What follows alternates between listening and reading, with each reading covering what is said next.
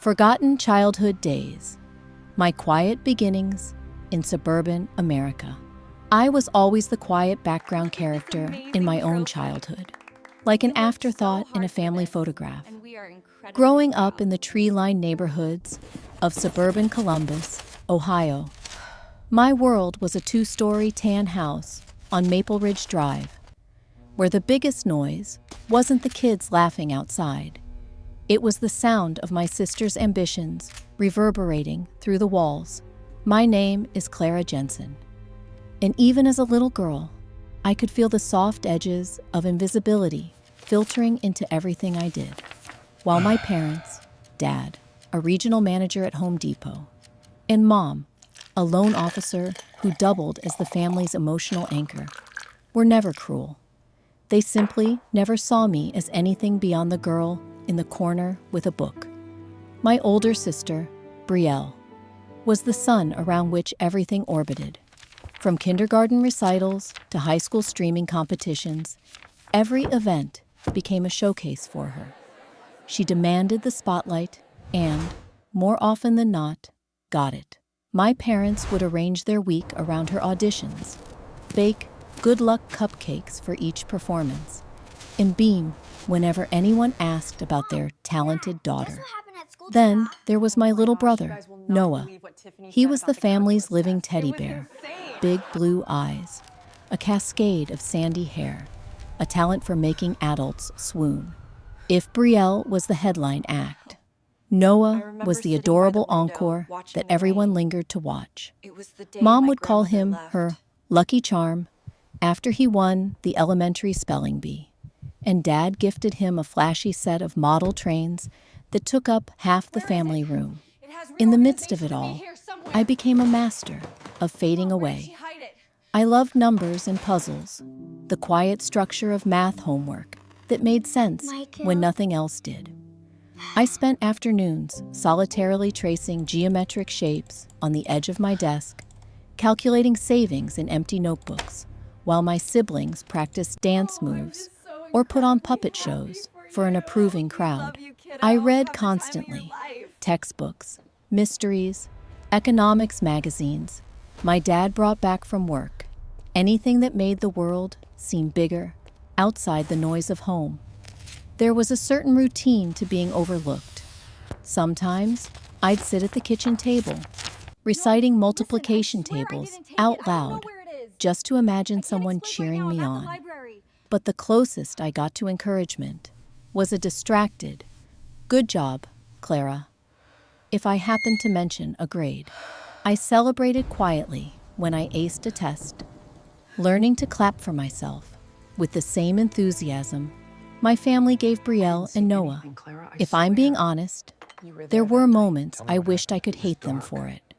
But mostly, I wanted what every kid wants, a sense that I mattered, that someone would light up at the sight of my report card, or sit on the edge of the bed listening to my big, excited ideas.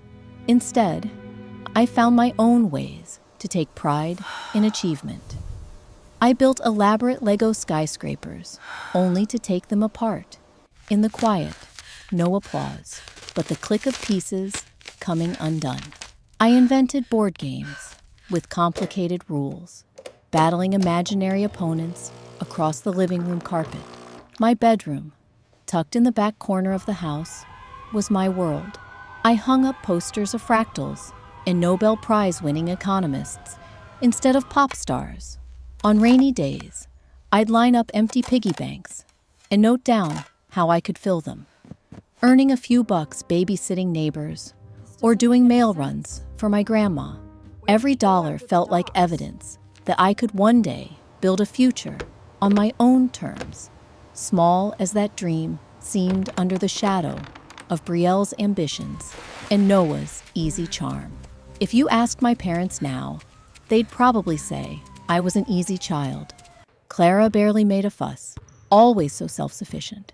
What they didn't see was a girl holding her breath in her own home, waiting for her moment to take up space, silently hoping she might become visible, if only for a day. My room, my only fortress. If childhood was a game of hide and seek, my bedroom was always home base, a place no one else could touch, the one corner where I was free from judgment and the constant comparison to my siblings. The room sat at the top of the stairs, with a little window facing east, so each morning sunlight would creep in across the faded blue carpet. Trophies and outfits from Tonya's pageants never cluttered my shelves. Instead, the walls were lined with thrift store bookshelves, overflowing with paperbacks, old textbooks, and binders packed with crossword puzzles, math workbooks, and my hand-scribbled ambitions. I'd arranged my desk under that window so I could look out at the quiet streets of Richmond while I studied, plotting a future no one in my family seemed to notice. I taped inspirational quotes from women mathematicians and young entrepreneurs in the corner above my lamp, decorating the space not with photos of friends or sports trophies, but with my own measures of hope, favorite equations, stock market clippings, and a beat-up calculator borrowed from the libraries lost and found.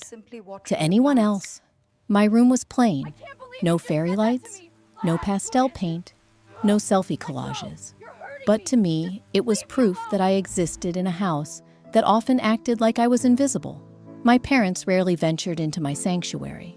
When Mom did step in, it was usually just to collect stray laundry or drop off stacks of my sister's old clothes.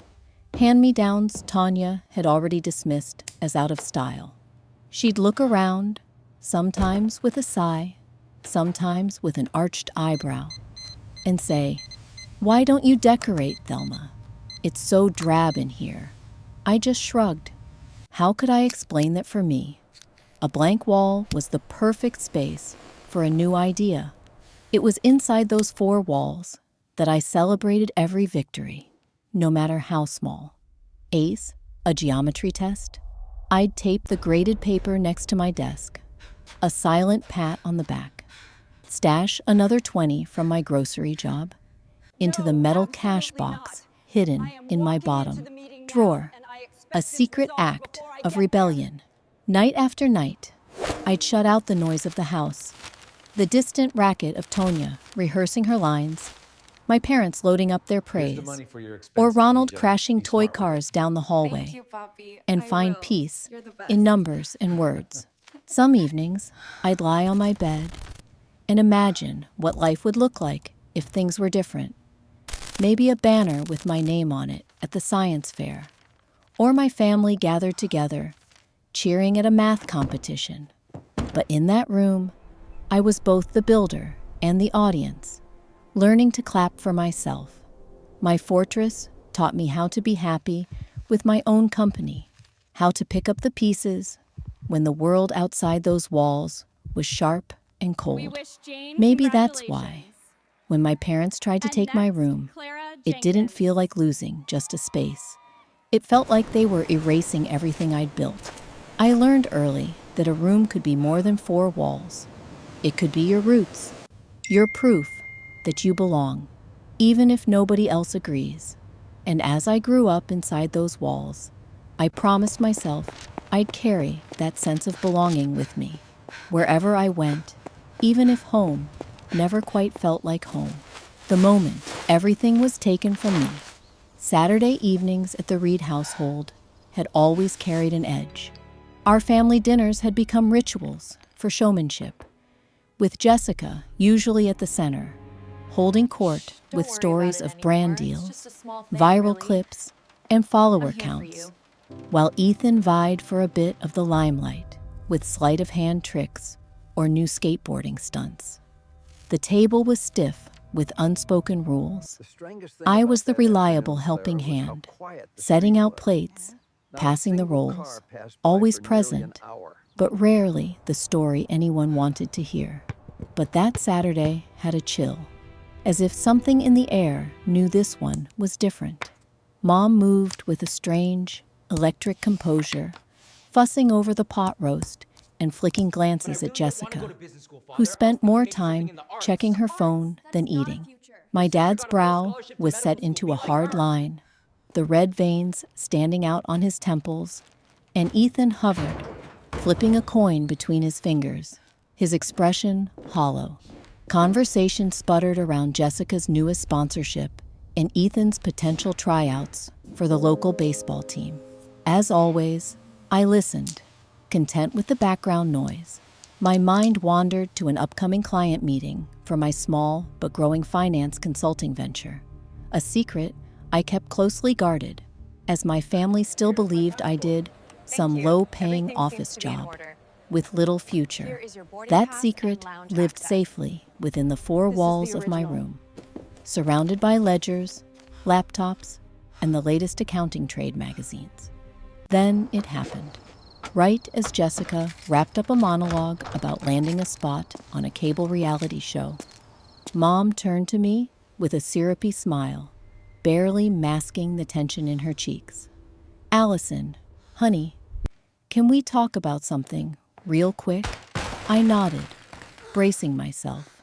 She tapped her fingers on the table, her sleeves carefully rolled, voice carefully modulated for maximum sweetness. "Jessica's career is really taking off and, well, she needs more space. The lighting in your room is better. The sound is quieter. We think it's time you give up your room so Jessica can use it for her streaming studio. You can move downstairs and set up in the den."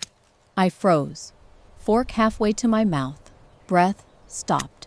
Waves of anger and disbelief slapped me, one after another. My room, my plans, my fortress. It felt like being asked to give up my last piece of earth in a world run by someone else. Before I could even muster a reply, Dad's fist crashed onto the table, rattling the silverware. His glare burned right through me. "We're not asking, Allison.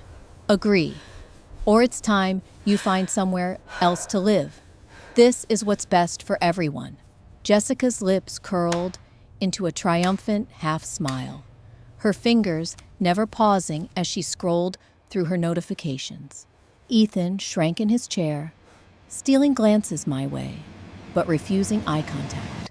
I could feel every wound, the years of being overlooked, every slight memory stung fresh. Part of me wanted to roar back, to tally every sacrifice, every time I was passed over. But another, deeper part knew arguments wouldn't change a thing. So I straightened in my seat, gazed around the table, and forced a slow, purposeful smile that made Mom's eyes narrow and Dad's scowl deepen. "Okay," I said simply, tone calm but brittle. "If that's how it is." I excused myself, leaving my plate half-finished, and retreated up the stairs, the family's chatter fading into a distant echo. In the sanctuary of my room, I sat on the bed while tears pricked my eyes. Anger, heartbreak, and a sense of loss so profound, I nearly choked. My fortress, my only sense of safety and autonomy in the house, was being dismantled, not for need, but for someone else's ambition. Downstairs, I could hear them start planning the move, arguing over furniture and camera angles, as if my world was just a minor inconvenience in their path to stardom. It was in that moment, alone, surrounded by the artifacts of my hard-earned childhood, that something inside me finally snapped and began to reshape. Instead of screaming, I reached under my bed for the cash box I'd started filling at 12. When I bagged groceries after school for $1 a pop, years of side gigs, tutoring jobs, and careful discipline had given me a quiet reservoir of strength and savings, resources my family never suspected. That night, my decision crystallized. If my family could so easily erase me, I'd erase the lines they'd drawn for me. No pleading for fair treatment, no begging for space. I would make my own. My room was never meant to be permanent. It was the foundation for something only I could build. Their push, reckless, thoughtless, was about to become the reason I'd finally break free. I watched dawn spill over my bookshelf, memorizing every Shadow. My parents might have taken my fortress, but they'd handed me my motive. I realized then I wasn't losing a room. I was about to claim the life that all those years in the background had prepared me for, the fire that ignited my resolve. I didn't storm back downstairs that night, demanding they reconsider. I didn't waste energy shouting about fairness or tallying up every time I was overlooked.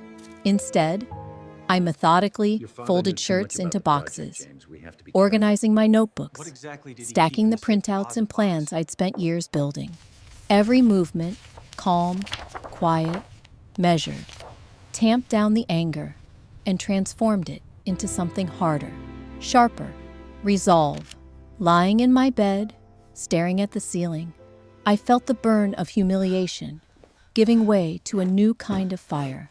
I repeated a promise to myself. If they wouldn't see my value, I'd show them. If they wanted to erase what I'd built, I'd create something even bigger. I went through my failures. All those times my victories had been ignored. All the family parties where I stood in the kitchen stacking plates, while Ava's highlight reel played in the living room. But for every slight, I realized I'd grown more resourceful, more focused. I remembered the way I'd navigated high school clubs, not out of popularity, but by working behind the scenes, learning budgets, leading without cheers. I remembered quietly hustling freelance gigs, tutoring math online under an alias, and pouring every paycheck into learning about stocks, investments, and personal finance. Now, that silent stockpile, everything I'd saved, was a weapon, not a consolation. While my parents thought I was just the family's background support, I'd been building my own safety net. I spent the week researching, trawling real estate listings, calculating what I could afford, mapping out how far I could stretch my savings, and consulting income. I wanted a place of my own, not just an escape, but proof that all this time I'd been doing the impossible right under their noses. As the week rolled on, my parents and Ava moved through the house like my eviction was a foregone conclusion. Ava bought new lights. Dad measured my window for better streaming conditions. The guest room was hastily cleared out. It gave me one last clear look at how little they expected from me, and how much I'd already surprised them just by surviving. I quietly declined dinner invitations.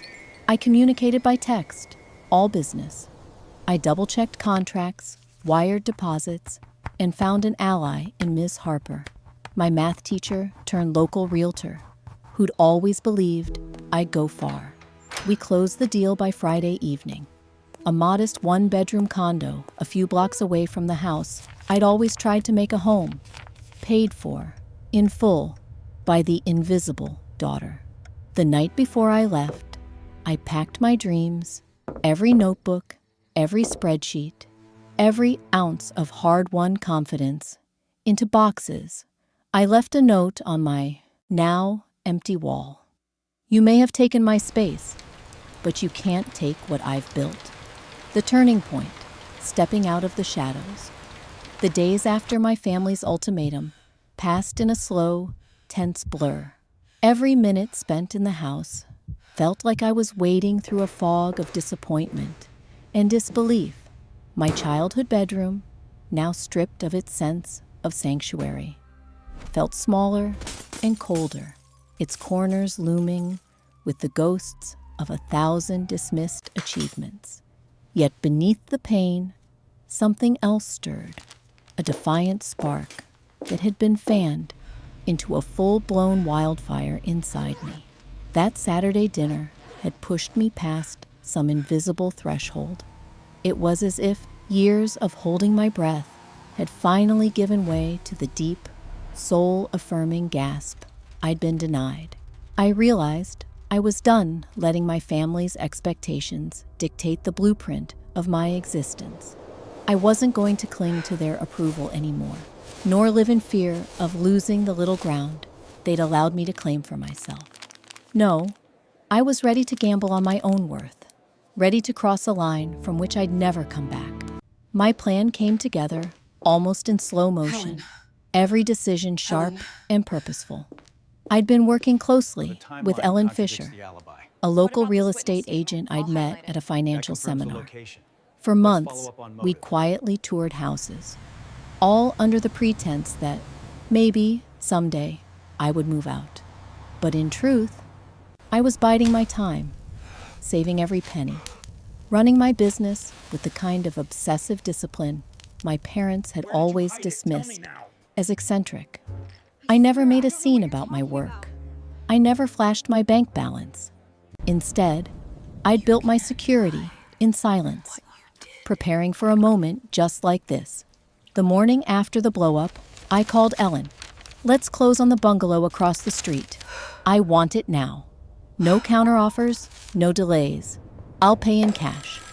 She paused, caught off guard by the sudden urgency I'd never let her glimpse before.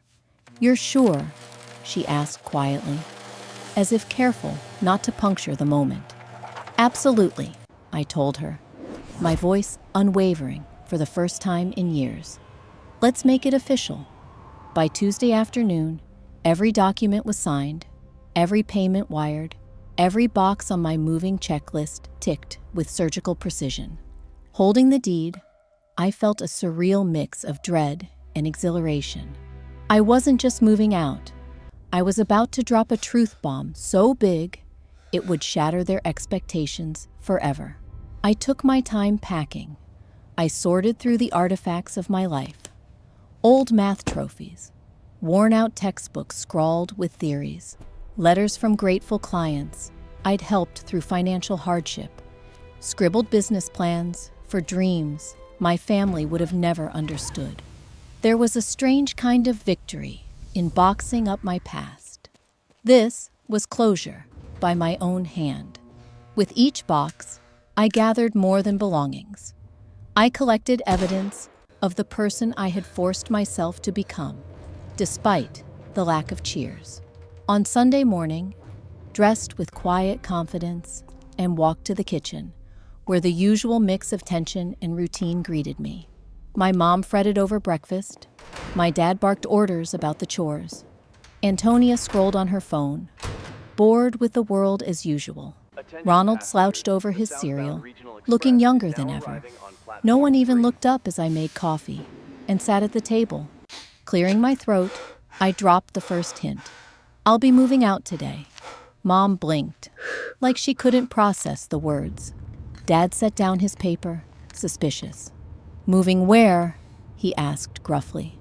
Antonia pursed her lips, eyes narrowed. Ronald stopped chewing. I placed the house deed on the table like an ace in a poker game. "Across the street. I bought the bungalow, paid in full. It's mine." The silence exploded. For a moment, I felt I could hear years of assumptions crashing to the ground. My mom's face shifted from confusion to disbelief, then to something that looked eerily like regret. My dad clutched the deed, reading the signature twice. "How?" he stammered.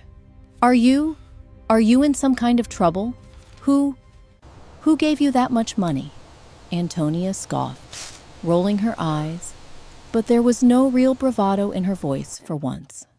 "Dad, she probably won it in a lottery, or got it from one of her boring clients," she said, nearly choking on the word clients.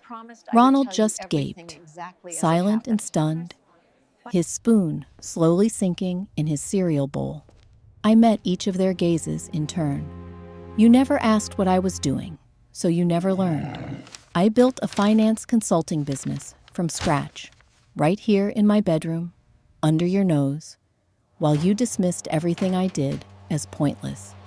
It's now one of the top small firms in Richmond. My clients are community leaders, teachers, doctors, small business owners. I'm not scraping by. I've been thriving." The realization crept over them slowly, like a portal opening to a new reality. My father's skepticism faded. Mom's eyes filled with unshed tears. Antonia's face drained of amusement. Ronald looked at me, almost searching for the sister he'd overlooked. "So, this is it?" Dad finally managed. "You're leaving." "Yes." I stood tall, holding their gaze. "Not running away. I'm claiming what I earned, something you said could never happen. And I'm not going far. You'll see me every day when you look out your front window." I left them there, shell-shocked and dwarfed by the weight of what they'd always refused to see. As I crossed the street with my boxes, Ellen was waiting with keys and a congratulatory smile. "You did it, Thelma," she whispered. I felt the truth of it in my bones. Consequences. When favoritism comes crashing down. For the longest time, favoritism in my family felt like a heavy, inescapable law of gravity. My sister Ava basked in attention and adoration, while my achievements dissolved into the background noise of other people's celebrations. It seemed that no matter how many boundaries I set or how far I ran, the consequences of being invisible would be mine alone to shoulder. Funny how life has a way of flipping the script when you least expect it. The first sign that the scales were tipping didn't come with fanfare or fireworks, but with a string of late-night phone calls that I refused to answer. Ava's voice sounded strained in the voicemails. Gone was her usual breezy confidence, replaced by panic and a hair-trigger temper. I could hear fragments of desperation, her words tumbling into each other. "Just need a loan. I'll pay you back. It's really urgent. Please, Clara." I didn't need all the details to know something in her world was crumbling. Though, I admit, I listened twice just to let that reality sink in. It wasn't just Ava in trouble. My parents, so adept at rewriting reality to suit their narrative, couldn't hide their distress when the full picture emerged. Ava's online gambling had spiraled out of control, drawing them into her problems with tidal force. She'd borrowed money under their names, maxed out credit cards, and burned through cash with the ferocity of someone who'd always assumed she'd be rescued. The family house, the one that had seen so much following of her every whim, was suddenly at risk. The fallout was swift and brutal. I learned from a neighbor before I heard it from my parents. The family house would be sold in a rush, hardly above what was owed on the bank loans Ava had accumulated. My mother called with a trembling voice, apologizing for past dismissals in the same breath as she asked if I had a few $1,000s to spare. Just until things turn around. For the first time, I felt both pity and a distinct, empowering distance. I was under no obligation to fix what their years of enabling and Ava's entitlement had created. When they packed up and moved into a cramped, old condo across town, the change was visible in every way. No longer did they host loud parties for Ava's influencer milestones. The house that once overflowed with her trophies, and my brother Max's youthful chaos, now existed only in faded photos and uneasy nostalgia. My parents moved more quietly, their voices softer, as if acknowledging all that had been lost in the storm they never saw coming. But the most startling change came from Max. My younger brother had always coasted on charm, in the benefit of lowered expectations, but the implosion hit him harder than anyone else. One gray afternoon, he knocked on the door of my new condo, his hands shoved deep in his pockets. He stood there, awkwardly, no trace of bravado in his eyes, and asked if we could talk. "Clara, I know I wasn't always there for you," he started, eyes scanning the floor. "I guess you probably don't owe me anything after the way I acted.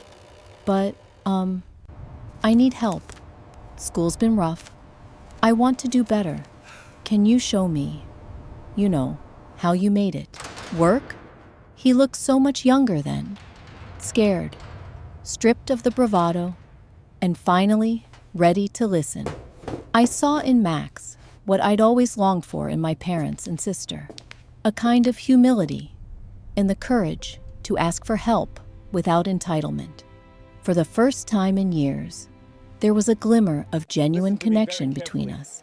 Help didn't mean rescue, and I made that clear.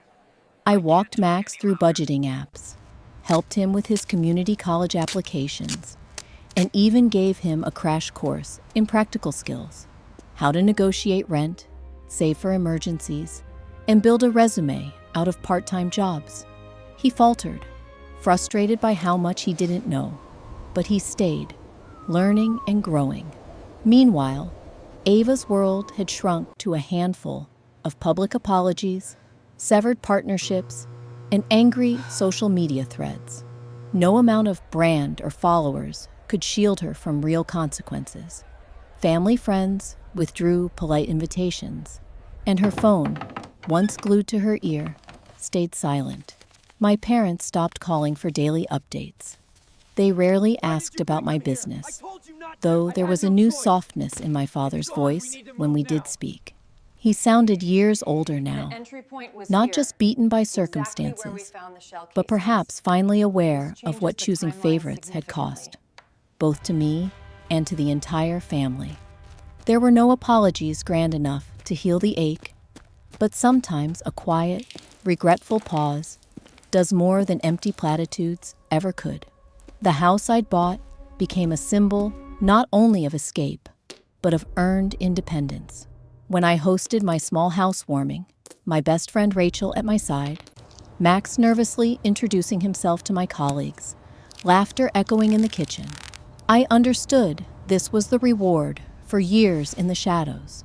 Loss had changed the family, but it had also made room for new beginnings and truer connections, however fragile their foundation might be. To say that favoritism came crashing down doesn't do justice to all the little fractures that led to the collapse. It wasn't just the house, the money, or the public downfall. It was the gradual, painful realization that when you ignore someone long enough, you risk losing them altogether, and with them, all the quiet strengths they carry. As for me, I chose a different cycle, one of boundaries, earned trust, and real self-worth. Watching my family's world crumble wasn't something I took pride in, but it was a turning point I needed to finally break free. I wasn't angry anymore, just resolved. The real consequence of years spent second best wasn't loneliness or bitterness. It was learning how to make a life where no one else decided my value. Ever again. The final transformation, becoming myself, waking up in my own place for the first time, felt nothing like I'd imagined as a child. When I pulled back the curtains and the morning light poured into my modest living room, I didn't feel triumphant or vindicated. Instead, it was all quiet, unfamiliar possibility, a gentle sense that every hour belonged solely to me. There was no one shouting down the hall, no undercurrent of rivalry, no quick check for whose needs took priority. I was, for the first time, utterly on my own terms. The act of moving out had been both liberation and upheaval. There were small details I never anticipated. The creak of wood floors at midnight, the thrill of hanging art wherever I liked, the knowledge that every dollar spent on groceries or repairs was my decision, accountable to no one but myself. My best friend Rachel became my anchor in those first weeks. Her laughter brightened my rooms, and her confidence in me made the unknown less daunting. I realized I was starting over, not as the shadow of someone else's success, but as the author of my own future. The initial weeks had their share of loneliness.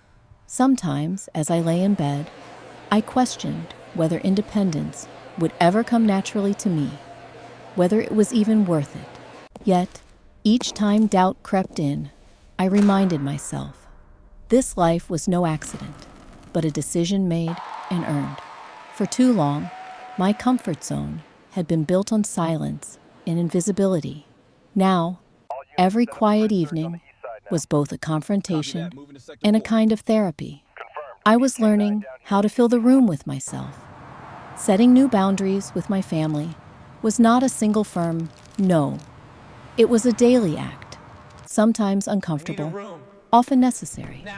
My parents called less often, their voices tentative, almost guilty, as if testing whether the lines of communication would collapse at any moment. Even my sister, once the household's brightest star, seemed dimmer by comparison. Her attempts at reaching out layered with the awkward residue of years spent apart. I chose not to dwell on blame. My goal became clear. I would help if it was healthy, but never at the cost of my peace or progress. Max continued to show up, physically and emotionally, in ways my parents and sister couldn't quite manage. We built a relationship from scratch, this time as equals. There were no grand gestures, just late-night talks over ramen and small victories, helping him ace a test or guiding him through the maze of financial independence. Sometimes we laughed about old days, freely admitting the absurdity of how our family operated. In Max, I saw not just a brother, but the roots of the honesty and support I'd always craved. The process of rediscovering myself was unexpectedly creative. Without the weight of constant comparison, I dove into projects that spoke to me. I painted thrift chairs, strange colors, created a makeshift home office entirely my style, devoured books on entrepreneurship and psychology. My finance consulting business flourished, not because I worked harder, but because I no longer carried the secret hope that every win would finally earn me a pat on the back from someone at home. Now, my metrics for success, the gratitude of my clients, my growth as a business owner, my contentment in solitude, belong to me alone. Rachel and I started a tradition, monthly gatherings at my place, just a handful of friends, good food, and no pressure to perform or outshine. In these small, genuine circles, I found a sense of belonging that family had never quite given me. The laughter, shared stories, and warmth felt earned, a reward for choosing authenticity over approval. Sometimes the past still tugged at me when I least expected it. An old family photo surfaced on social media. A cousin's wedding brought us briefly together again. The old hierarchy flickered in my parents' eyes, but I no longer let it define me. Now, anytime I saw pride or disappointment, it felt like commentary on a version of me they hadn't really known, and probably never would. There was sadness in that knowledge, but also a strange relief. Letting go of old wounds didn't happen overnight. Memories surfaced, those unacknowledged achievements, the missed hugs, the birthdays when I was an afterthought.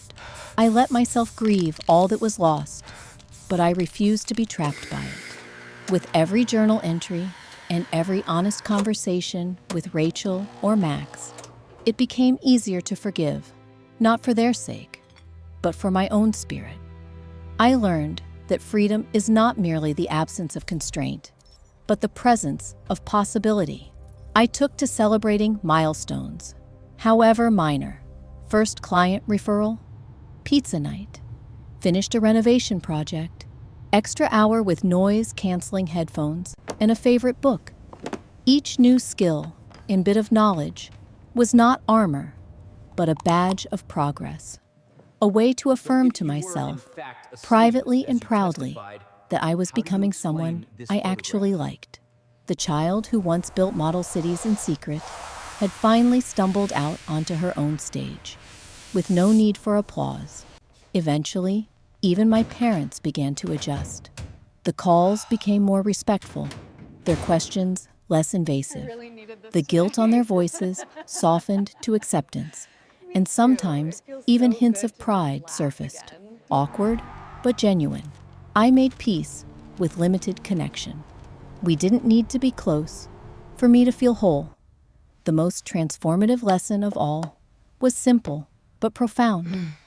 My value was mine to define. No hierarchy, no omission, no familiar story could take that away.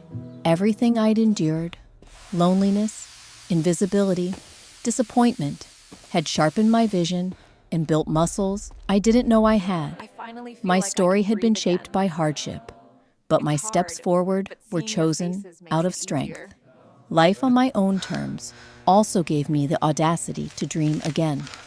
For years, my imagination had been contained by the 4 beige walls of that suburban house. Not by their color, but by the feeling that dreaming too big would only result in disappointment or ridicule. Now, each morning and every quiet night was a fresh canvas. I scribbled plans and goals without censoring myself. An expansion for my business, a solo trip abroad, learning to play piano, maybe even joining a book club. I allowed myself to stumble. Signing up for yoga and barely lasting 1 week, burning the first 3 attempts at homemade bread, laughing at my own mistakes instead of cringing with shame. True self-discovery isn't linear. I came to learn. It's a slow, spiraling journey of permission, experimentation, and grace. I redefined success in small, personalized terms. A smooth sailing workday, a newfound friendship, a weekend spent wholly on my own agenda. Each was a reminder that I no longer needed a family panel to cheer me on or validate my accomplishments. I could be both my mentor and my biggest supporter. There were occasional moments when old insecurity tapped at my door. A voice in my head would whisper, would they care if I failed? Would I ever truly belong anywhere? But the difference now was clear. I didn't try to run from those doubts or drown them out with someone else's approval. Instead, I faced them head on. Sometimes I even wrote them down, then answered them with compassion and logic. The narrative shifted each time I chose humility and courage over longing to fit a mold. My relationship with the concept of family transformed too.